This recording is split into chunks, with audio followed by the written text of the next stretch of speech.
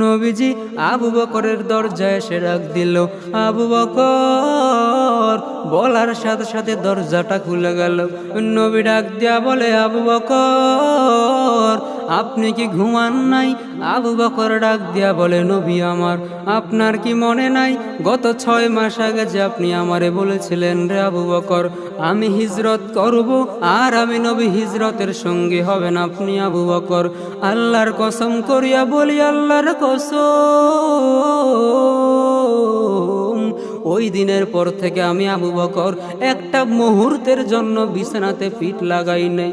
শুধু আমি একা পিঠ লাগাই নাই তা নয়, ও নবী তাকে দেখেন আমার বাসার উটগুলো প্রতিদিন দরজার দিকে তাকায়া থাকে আর মনে মনে বলে, নবী কখন আসবেন? আমার পিঠে চড়িয়া নবী মদিনার উদ্দেশ্যে রওনা দিবেন। আমি আবু বকর ঘুমাই নাই, উটগুলো ঘুমায় নাই তা নয়, ও নবী বাসার মধ্যে চলেন।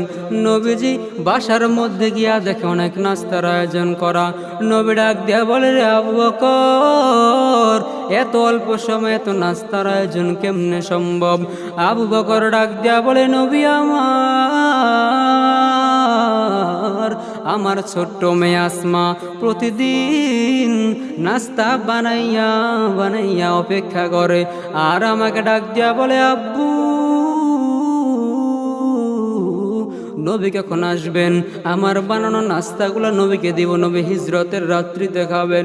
নবী ডাক দিয়া বলে, রে আবু বকর আপনার এই ঋণ আমি নবী কখনো শোধ করতে পারবো না, তবে আল্লাহর কাছে বলে রাখতেছি রে মালিক, আবু বকরের সফর এখন থেকে শুরু হয়ে গেল, মদিনা পর্যন্ত সফর শেষ না।